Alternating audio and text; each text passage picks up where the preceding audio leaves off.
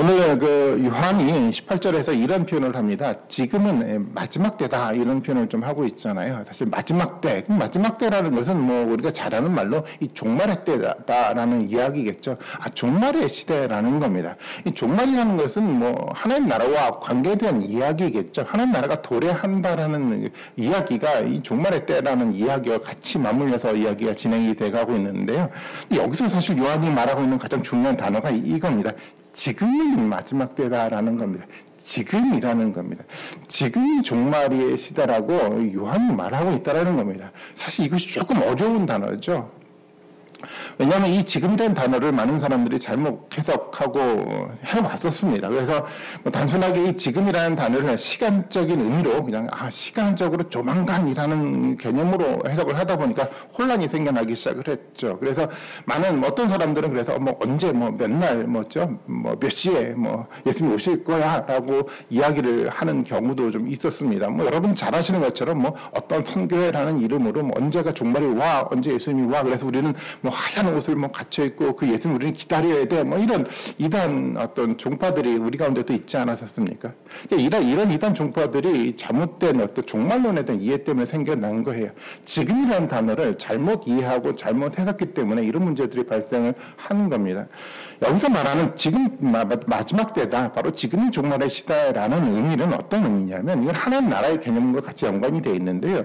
이 첫 번째는 뭐냐면 우리가 거리의 개념으로 이것을 이해를 해 나가야 됩니다. 거리라는 개념은 뭐냐면 하나님 나라가 종말이 가까이에 있다라는 거리적으로 아주 가까이 있다라는 의미 속에서 이 단어를 우리가 받아들여야 된다라는 겁니다. 종말의 그 시대를 살아간다라는 것을 하나님의 나라를 아주 가까운 곳에 두고 살아가고 있다라는 의미라는 겁니다. 먼 곳에 있지 않다라는 거죠. 예수님이 이 땅 가운데 오셔서 첫 번째 선언했던 이야기가 그래서 이 이야기잖아요. 뭐라고 얘기를 했습니까?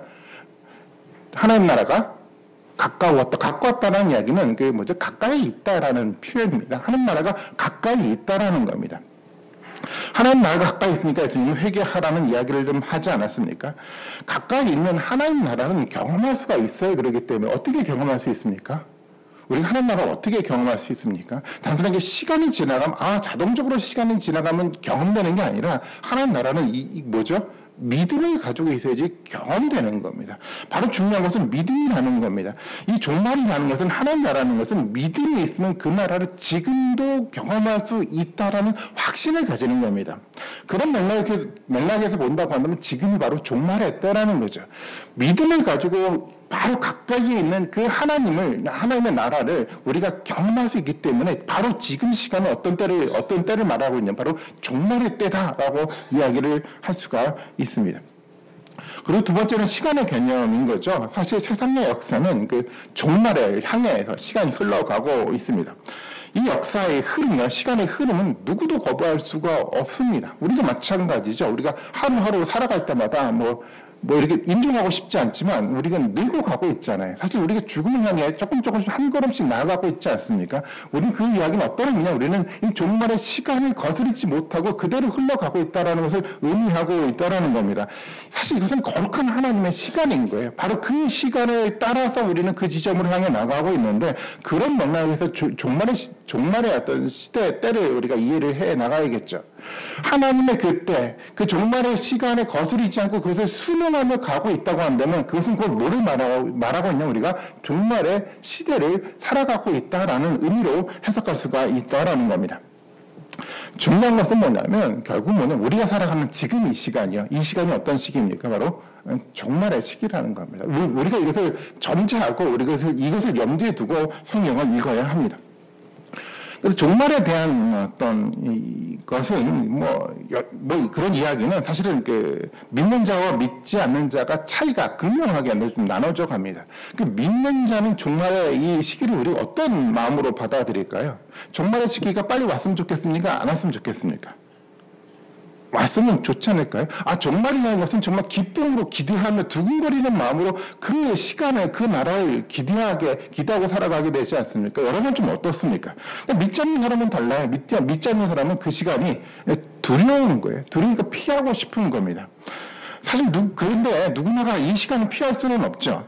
신앙을 가진 사람은, 믿음이 건강한 사람은 이 종말에 대한 바른 이해를 가지고 살아가는 겁니다. 신앙이 없는 사람처럼 종말을 두려워하거나 종말을 거부하지 않고 종말을 기대하고 두렵고 떨림으로 이것들을 붙들고 소망하며 살아가는 것이 믿음이 있는 사람의 삶의 모습인 거겠죠.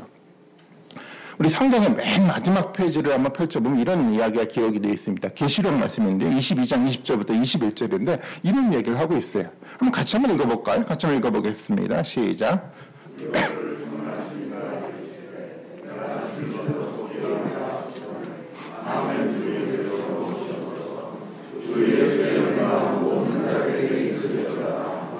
이야기만 읽으면 성경 다 읽은 겁니다. 마지막 절이니까.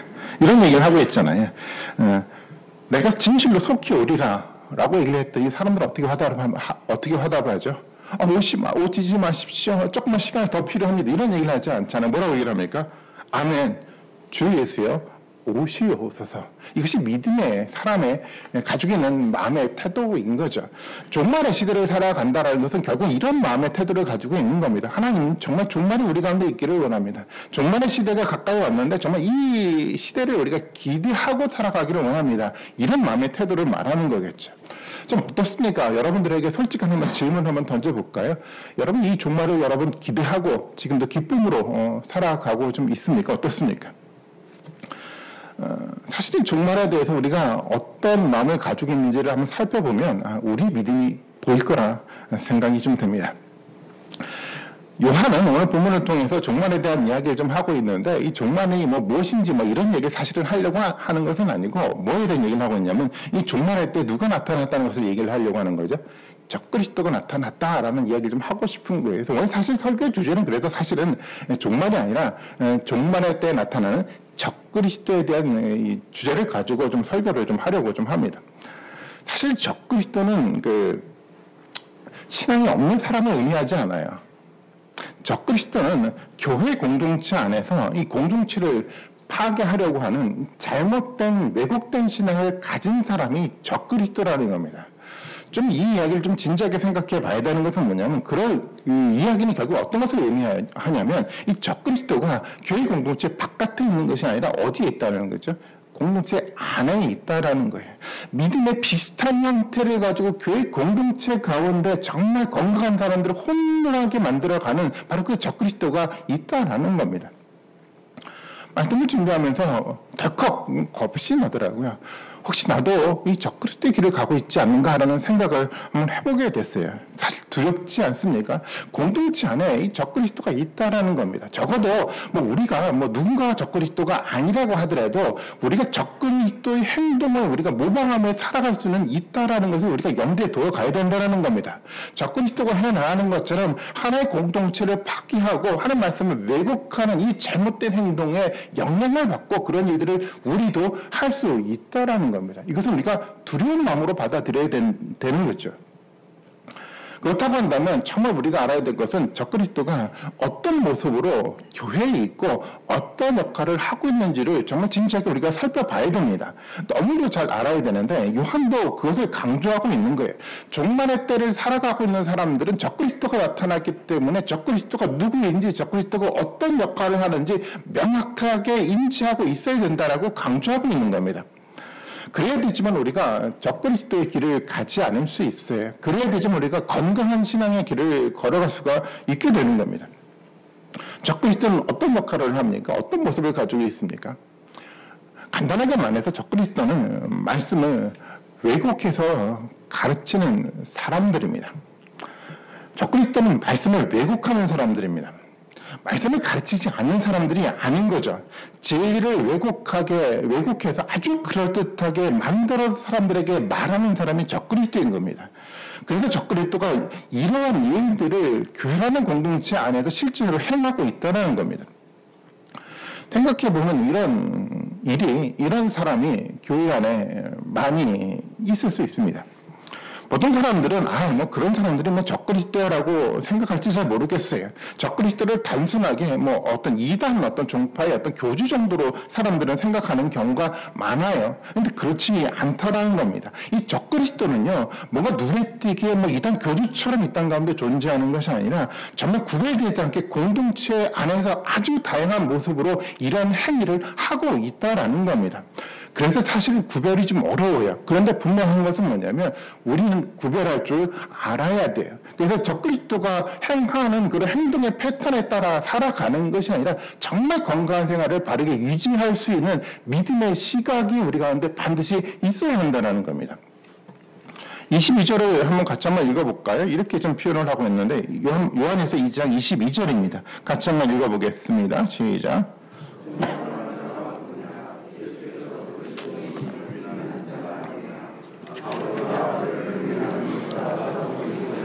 여기서 이제 요한은 적그리스도에 대한 이야기를 좀 하고 있는데 뭐를 부정하는 거죠? 예수가 그리스도임을 부정하는 겁니다. 우리가 뭐 아시는 것처럼 예수님은 어떤 분입니까? 요한이 말하고 있는 예수님은 어떤 분이시죠? 요한이 말하고 있는 예수님은 태초부터 있었던 하나님의 말씀이었다라고 요한은 이야기를 하고 있지 않았습니까? 지난 설교를 통해서 이미 제가 여러분들에게 말씀을 드렸습니다. 예수님은요, 과거, 그리고 현재, 미래에 있는 변하지 않는 진리의 말씀인 겁니다. 그리고 이 진리의 말씀은 바로 그리스도 예수를 통해서 실현되고 있다는 가운데 온전하게 다 드러났다는 겁니다. 그렇기 때문에 우리는 어떤 생각을 예수님을 보면서 할 수가 있습니까? 그 진리의 말씀, 너무도 이상적인 그 말씀이 정말 실현될 수 있구나. 예수님 통해 실현됐구나. 우리 가운데도 실현될 수 있구나라는 소망과 확신을 가지고 살아가게 만들지 않겠습니까? 그리고 우리도 예수님이 그 실현된 말씀을 실현할 수 있다는 확신을 가지고 그대로 살아가고 실현해 나가려고 노력을 하겠죠. 하나의 말씀을 실현해 나가면서 하나님 나라를 확장시키려고 하는 결단과 순종의 모습을 우리가 갖게 한다는 겁니다. 그렇기 때문에 믿음의 사람들은 하나의 말씀을 두렵고 떨림으로 받을 수밖에 없어요. 하나의 말씀에 들려지면 정말 그것을 마음속에 깊이 있게 기억하고 그 말씀에 순종하며 살아갈 수밖에 없습니다. 너무도 당연한 거겠죠. 그런데 적그리스도는 이것을 부정하는 겁니다. 적그리스도 역할이 그거예요. 적그리스도는 뭐냐면 이 진리의 말씀이었던 예수 그리스도를 부정하는 겁니다.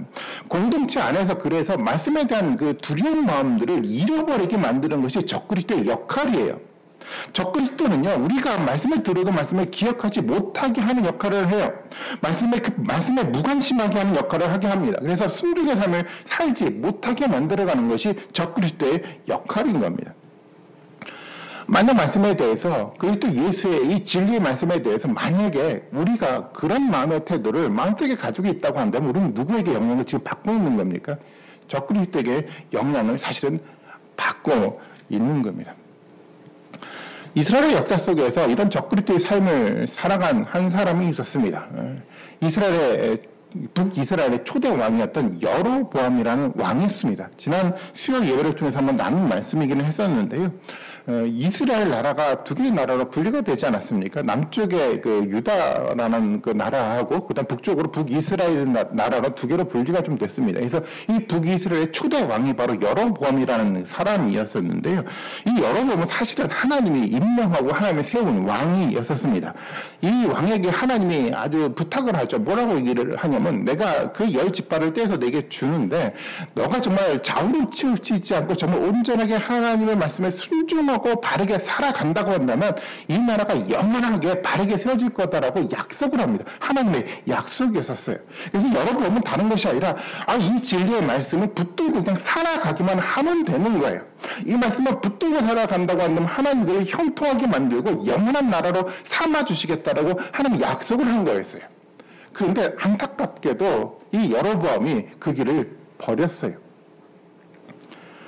여로보암이 하나님의 길을 버리고 어떤 길을 걸어가게 됐냐면 적그리스도의 길을 걸어가게 된 겁니다. 어떤 삶을 그가 살았습니까? 여로보암은 이런 삶을 살았어요. 가장 큰 이스라엘을 패망하게 했던 가장 치명적인 잘못을 했는데 그게 뭐냐면은 이 여로보암이 그 자기 북이스라엘 지역에 베델과 단이라는 곳에 산당을 세웠습니다. 산당에 세워서 그 산당에다 뭐를 세웠냐면 금송아지를 만들어서 그곳에 세우게 했어요. 그리고 백성들로 뭐라고 얘기를 하고 있냐면 이곳에서 예배를 드리라는 거예요. 사실은 그 두 가지를 왜곡을 했죠. 그러니까 예루살렘에 있는 성전을 뭐로 바꿔버린 겁니까? 베델과 단에 있는 산당으로 왜곡시켜 간 거예요. 성전에 있는 이 법궤 하나님의 임재에 대한 그 모습을 뭐로 바꿔간 거죠? 금송아지로 바꿔버린 거였었어요. 그리고 이 왜곡된 말씀을 사람들에게 이야기를 하고 사람들에게 얘기를 하는 겁니다. 바로 이 금송아지에게 예배를 하면 이것이 곧 누구에게 예배를 하는 거라고요? 하나님께 예배하는 거라고 잘못된 왜곡된 이야기를 이스라엘 백성들에게 했다라는 겁니다. 그런 잘못된 어떤 신앙에 대한 이야기를 백성들이 들으면서 그들을 하나님의 말씀에 대한 두려움을 잃기 시작을 한 거예요. 하나님 말씀이 중요하게 그들 가운데 여겨지지 않았어요. 그들은 하나님 말씀이 없는 마음대로 자기 생각대로 이 신앙생활을 하기 시작을 한 겁니다. 사실 그것은 신앙생활이 아닌 거죠. 말씀에 대해서 무관심하고 세상을 즐기면서 살아갔던 그들이었습니다. 그리고 결국 그들은 누구를 잃어버리니까 가장 중요한 것 하나님을 완전하게 잃어버렸어요. 이것이 적그리스도의 삶의 모습인 겁니다. 여러분이 그런 삶을 살게 한 이유가 있었어요. 정말 이것이 중요한데 왜 이렇게 베델과 단에 산당을 세우고 금송아지를 세웠냐고 한다면 누구를 위해서 그런 거죠? 사람을 위해서 그렇게 한 거예요. 신앙의 가장 핵심적인 것은 결국 신앙이라는 것을 누구를 위해서 살아가는 겁니까? 오직 하나님의 절대적인 진리의 근거에서 하나님을 영화롭게 하려고 하는 그 마음속에서 만들어가는 것이 신앙의 모습인데 신앙의 왜곡은 여기서부터 시작이 돼가는 거예요. 하나님보다도 누가 중요하게 자리를 잡게 만들어가는 거죠? 사람의 편이 사람이 중요하게 생각되는 잘못된 길을 걸어가게 만드는 것이 왜곡의 시작인 겁니다. 사실 여로보암의 이 정책은 굉장히 그럴듯합니다. 왜 그럴듯하냐면 사실 이스라엘이 아주 길게 이렇게 늘어져 있는데 예루살렘 성전이 예루살렘 밑에 지역에 있었잖아요. 이게 북이스라엘 위에 있는 사람들이 그곳까지 와서 이 제사를 드린다는 게 쉬운 일은 아니지 않습니까? 여로보암은 너무 이거 힘드니까 어떻게 하라는 거죠? 사람들의 편의를 도모하기 위해서 가까운 곳에 이것을 지어서 그것에 예배를 하라라고 이야기를 한 겁니다. 여로보암이 그렇게 한 이유는 이거 한 가지예요. 사람의 편의를 위해서 말씀을 왜곡한 겁니다. 어떻게 생각해보면 정치의 관점에서 본다고 한다면 이 여로보암이 참 좋은 어떤 지도자로 평가받을 수 있지 않겠습니까? 아니 모든 사람들이 편안하게 살아갈 수 있게끔 만들어줬으니까 얼마만큼 좋은 어떤 지도자입니까? 근데 가장 커다란 문제예요. 백성들을 편안하게 살게 만들어줬을지 모르겠지만 이 사람은요 궁극적으로 이스라엘 백성들이 하나님을 잃어버리게 만든 거예요. 사람의 편의를 위해서 살아가는 이 왜곡된 신앙은요 그럴듯하게 보일지 모르겠지만 처음엔 좋아 보일지 모르겠지만 궁극적으로 누구를 잃어버립니까? 말씀을 잃어버리게 하고 궁극적으로 하나님을 잃어버리게 하는 것이 바로 이 신앙의 모습인 겁니다. 아니 어떻게 이스라엘을 이룰 수 있을까라고 여러분 생각하게 되지 않습니까? 아니 하나님의 축복을 받았던 이스라엘 백성들이 어떻게 이런 삶을 살아갈 수가 있을까? 아니요 그것은 우리를 보면 그런 질문을 할 수가 없어요. 왜 그렇습니까? 사실은 우리도 그런 삶을 살아가고 있기 때문에 그렇습니다. 오늘 많은 사람들이 신앙생활을 해나갈 때 누가 편해야 되지 신앙생활을 할 수 있습니까? 하나님의 절대적인 진리가 아니라 사실 누가 편해야 되냐면 사람들이 편해야지 신앙생활을 할 수가 있지 않습니까? 많은 사람들이 신앙생활들을 하게 되는데 어떤 교회를 선택하고 신앙의 길들을 걸어갈 때 어떤 기준을 가지고 여러분 선택을 합니까? 사실은 내가 편해야 되지만 선택하지 않습니까? 하나님의 진리의 말씀이 뭐지? 힘들더라도 이 진리의 말씀을 붙들고 내가 살아갈 거라고 결단하면 결코 교회를 선택하지 않아요. 사람들의 선택의 기준은 그겁니다. 내가 편해야 돼요. 내 마음에 맞아야 돼요. 내가 불편하면 절대 그것을 선택하지 않습니다. 사람들의 관심은 조금이라도 편한 것에 있다라는 겁니다. 사람들의 편 때문에 교회도 해서 조금씩 그 편에 따라 만들어가기 시작을 했어요. 좋은 시설을 만들고 예배하기 좋은 환경들을 만들어가고 아주 편하게 만들어 놓고 사람들을 초청해서 우리 너무도 편안하게 예배 드렸지 이것이 정말 의미 있는 예배하다라고 사람들이 왜곡시키면서 이야기를 전하고 있다라는 겁니다. 시간이 지나가면서 자꾸만 교회도 그렇고 사람들도 그렇고 사람의 편의에 따라 만들어져 가다 보니까 조금씩 하나님에 대한 헌신이 사라져가기 시작을 해요.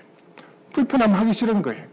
조금 헌신하려고 하는 마음들이 있잖아요. 대부분 사람들이 교회를 관망하는 사람들이 많아요. 교회를 관망하면서 때때로는 감사하고 때때로는 불평하는 관망자들이 우리 가운데 너무 많이 생겨났어요.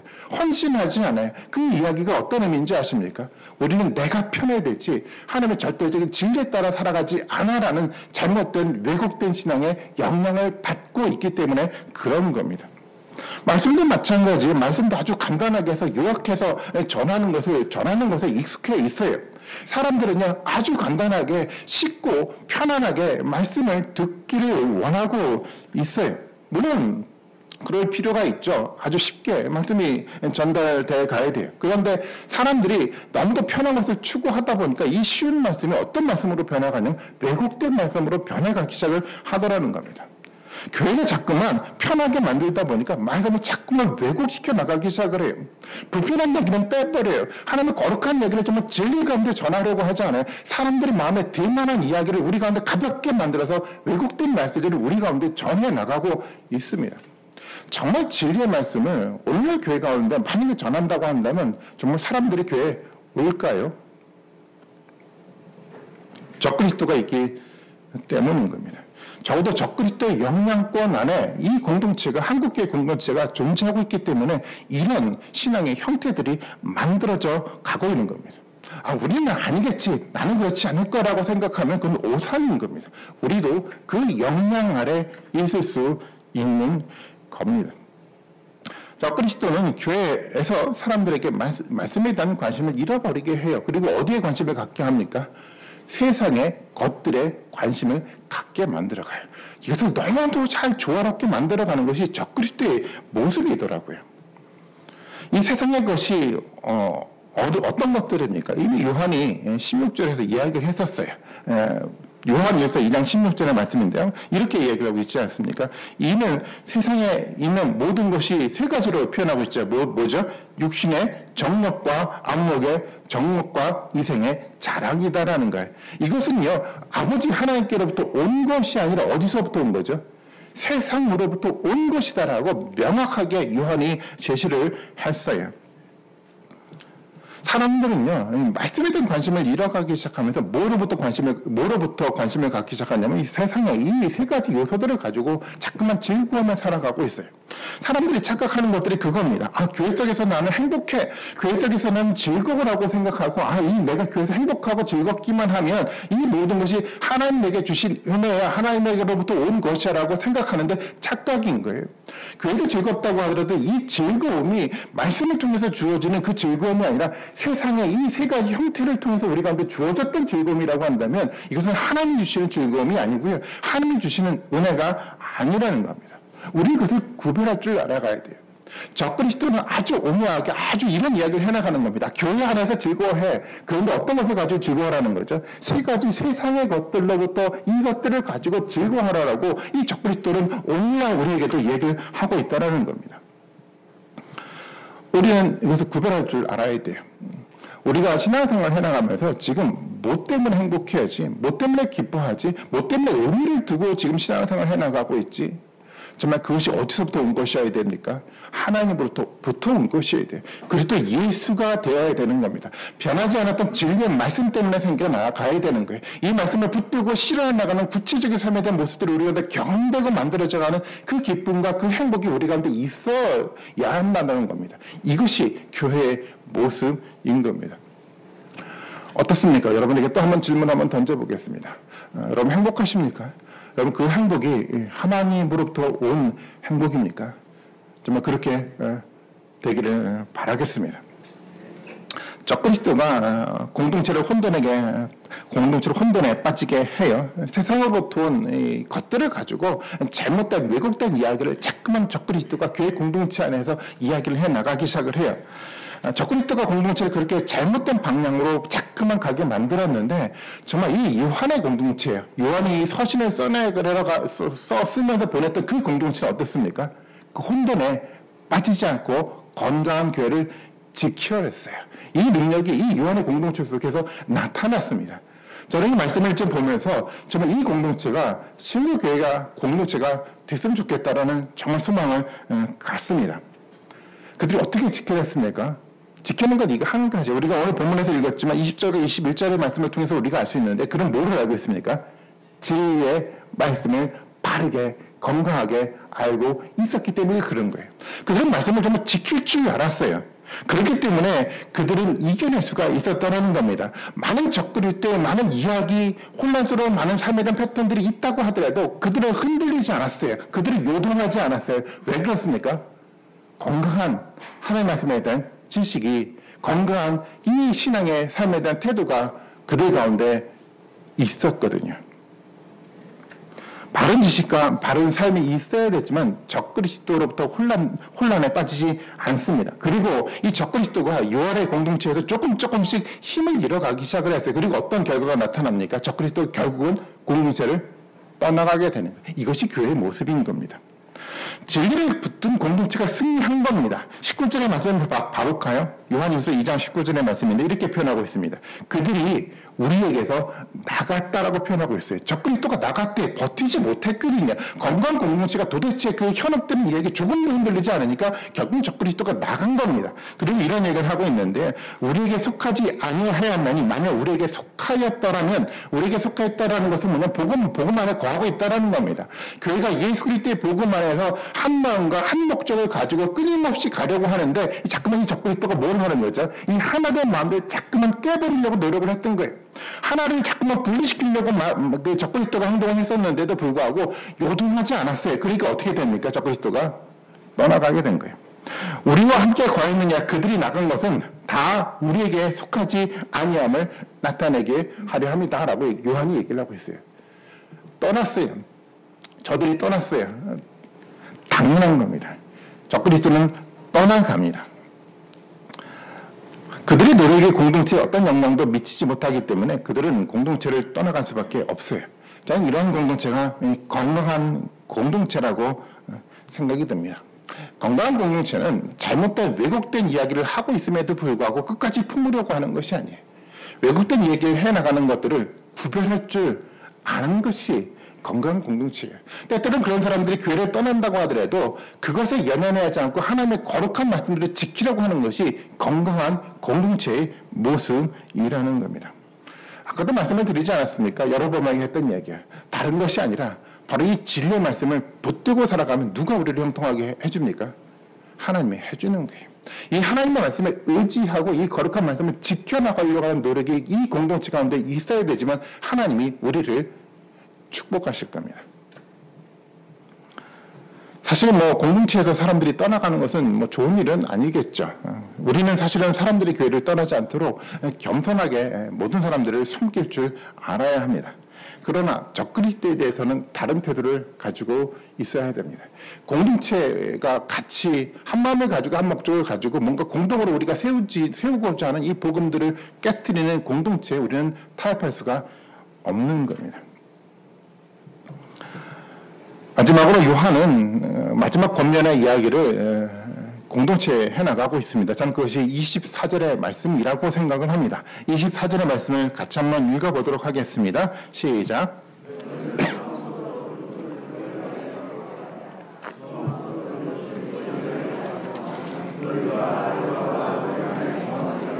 예, 요한이 이런 얘기를 하잖아요. 그래서 이 공동체에게 하는 이야기입니다. 다시 한번 이야기를 합니다. 뭐라고 이야기를 합니까? 처음부터 들은 것을 너희 안에 거하게 하라라고 해요. 처음부터 들었던 것이 뭐를 말하는 거죠? 변하지 않았던 예수 그리스도의 말씀인 거잖아요. 처음부터 들었던 이야기예요. 과거부터 태초부터 있었던 변하지 않았던 그 진리의 말씀 그 안에 뭐라고 얘기를 하면 거하라는 거예요. 그 말씀을 붙들고 살아가라라고 이야기를 해나가고 있는 겁니다. 너희가 지금 건강한 모습으로 교회 공동체에 세워져 가고 있는데 그것에 안주하지 말고 다시 한번 우리 삶들을 돌아다 보면서 정말 이 태초부터 있었던 우리가 처음부터 들어왔던 그 말씀 앞에 거룩하게 거할 수 있는 모습이 우리 가운데 있어야 된다라고 이야기를 하고 있는 겁니다. 그리고 그 말씀 안에 거한다라는 것이 결국 누구 안에 거하는 겁니까? 아버지 안에 거하는 거고 예수 그리스도 안에 거하는 거예요. 우리는 하나님과 함께 살아간다라고 얘기를 하고 있잖아요. 예수 그리스도가 우리의 구세주라고 고백을 하고 있잖아요. 이것은 단순하게 말에 그치는 것이 아니라 실제적으로 태초부터 있었던 그리스도 예수의 말씀 안에 우리가 거하고 이 말씀을 붙들고 살아갈 때 하나님 우리 가운데 거하는 겁니다. 이 하나님의 거함을 체험하시고 경험하시는 우리 모든 분들이 되시기를 바라겠습니다.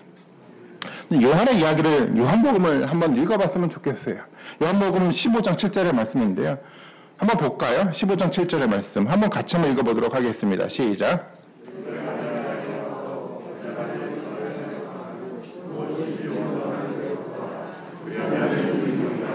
너무 좋은 말씀이죠. 너희가 내 안에 거하고 내 말이 너희 안에 거하면 무엇이든지 원하는 대로 구하라. 그래야만 어떻게 된다고요? 이루리라. 누가 이루어주십니까? 하나님이 이루신다라고 약속을 하고 있어요. 이 이야기를 우리가 정말 주위에서 잘 들어야 되는데요. 하나님 우리에게 원하면 하나님 우리에게 이루신대요. 근데 중요한 전제가 있잖아요. 뭐가 있습니까? 그 말씀이 우리 안에 거하면요. 예수 그리스도 안에 우리가 거하면요. 예수 그리스도와 한 몸을 이루고 살아갈 때 그 몸을 이루고 살아가면서 하나님 앞에 구할 때 그 구함들을 하나님 응답하신다라는 거예요. 저는 기도가 바로 이것이라고 생각합니다. 기도는요. 누가 하는 겁니까? 우리 안에 예수 그리스도가 거하는 사람들이 하는 게 기도예요. 우리 안에 그리스도 예수의 말씀이 있는 사람들이 기도하는 것이 하나님 응답하시는 기도라는 겁니다. 말씀만 모르는데 기도만 한다고 그것이 기도가 되는 것이 아니에요. 많은 사람들이 그런 경우들이 있더라고요. 말씀을 잘 모르는데 도대체 말씀은 마음에 존재하지도 않는데 굉장히 장황한 많은 기도의 제목들을 가지고 열정적으로 기도하면 기도라고 생각을 하더라고요. 어떤 사람들은 기도하면서 어떤 특별한 희한한 현상들이 나타나면 이것은 영적인 기도라고 생각을 하기도 해요. 하지만 기도는 그런 것이 아니에요. 기도는 어떤 것을 말하는 겁니까? 우리 마음 가운데 하나님의 말씀을 가지고 기도하는 것이 그것이 기도인 겁니다. 하나님 말씀이 존재하지 않는 기도는 세상의 기도하고 다르지 않아요. 한국의 과거, 한국 역사 속에 있었던 샤머니즘적 종교가 바로 그런 모습 아니었습니까? 과거에 사람들이 기도를 많이 하잖아요. 어떻게 기도를 합니까? 이렇게 물을 떠놓고 기도를 하는데 자기가 기도하는 대상이 신이 누군지도 관심이 없어요. 그 신이 우리에게 뭘 말하고 있는지도 관심이 없어요. 오직 관심 뭐만 있습니까? 나의 기도 제목에만 관심이 있는 거예요. 나를 축복하게 해달라고, 내 자손들이 잘 살아가게 해달라고, 내 직장이 잘 살아가게 해달라고, 내가 이번에 뭔가 집을 짓고 있는데 정말 이것이 이웃 가운데 축복이 있게 해달라고 이것만을 붙들고 기도하지 않습니까? 만약에 우리가 이렇게 기도하고 있다고 한다면 이것은 하나님께 드리는 기도가 아니라 과거에 했던 샤머니즘적 기도하고 다르지가 않아요. 우리 이것을 구별해 나갈 줄 알아야 되는 겁니다.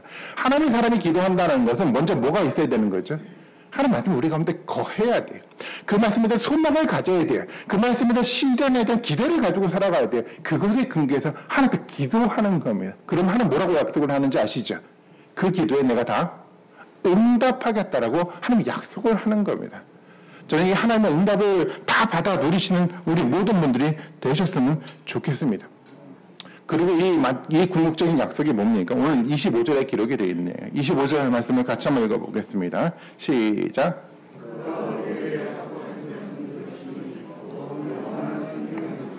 기도에 응답하시는데 궁극적으로 우리에게 주는 것이 있어요. 무엇을 하나님 우리에게 주십니까? 영원한 생명을 주신대요. 생명이라는 것은 삶을 말하는 거잖아요. 살아가게끔 만들어가는 거예요. 영원이라는 것은 완벽하다는 거예요. 우리가 살아가게 만들어가는데 죽음에 빼앗아가지 않는 정말 이 세상에 잘못된 한계가 있는 것들로 부족한 것이 아니라 어떤 삶을 우리에게 주겠다라는 겁니까? 완벽한 삶을요. 영원한 생명을 하나님 우리에게 주시겠다라고 약속을 하는 거예요. 이것이 종말의 시대를 살아가는 삶의 태도인 겁니다. 하나님 우리에게 약속을 하셨어요. 영원한 생명을 우리에게 주시겠다라고 약속을 하셨어요. 완벽한 삶을 우리에게 주시겠다라고 하나님 약속을 했어요. 누구에게요? 말씀 안에 거하는 사람들에게요. 말씀을 붙들고 살아가는 그 사람들에게 하신 하나님의 약속이었다라는 겁니다. 저는 그래서 우리 모두가 정말 이 약속을 믿고 살아가야 돼요. 그리고 우리 가운데 진정한 위로와 회복이 우리 가운데 있지 않겠습니까? 이 약속이 실현된다라는 확신을 가지고 우리가 살아가야 됩니다. 그래서 우리는요, 말씀을 왜곡하지 말아야 돼요. 정말 진지하게 이 성경에서 도대체 하나님 뭘 말하고 있는지 진지하게 들을 수 있는 그런 노력이 우리 가운데 반드시 필요합니다. 우리의 기쁨을 세상으로부터 가지고 와서 우리의 기쁨을 채우지 말아야 돼요. 오직 하나님 말씀의 실현을 통해서 만들어져가는 이 영적인 기쁨이 우리 가운데 생겨나가야 된다는 겁니다. 이것이 근거가 되고 이것이 근거가 돼서 우리의 신앙과 우리 교회가 만들어져 가야 됩니다. 그래야지 영원한 생명이 우리 가운데 주어지는 겁니다. 적그리스도의 말에 마음을 뺏기지 않는 여러분들이 되길 바라겠습니다. 우리가 듣는 말씀 앞에 정말 세상의 것들로 여러분 채우지 마십시오. 이 말씀을 세상의 것들로 왜곡하지 마십시오. 우리 말씀 앞에 정말 세상의 기쁨으로 대치시키지 마십시오. 말씀을 통해서 주어지는 하나님의 참된 영적인 그 기쁨들과 행복들을 여러분 누리십시오. 그 기쁨들이 우리 가운데 있을 때 하나님과 더불어 영적인 관계가 만들어져 가고 그 영적인 관계가 만들어져 갔을 때 우리 가운데 하나님이 주시는 참된 형통의 삶이 있게 되는 겁니다. 이런 행복이 우리 가운데 있었으면 좋겠습니다. 쉽지 않은 시간 우리가 살아가고 있지 않습니까? 근데 이럴 때도 있어야 될 것 같아요. 쉽지 않은 시간에 우리가 살아가고 있기 때문에 더욱더 그리스도 예수를 붙들고 이 문제를 극복해 나가는 믿음의 모습이 우리 가운데 있어야 되지 않겠습니까?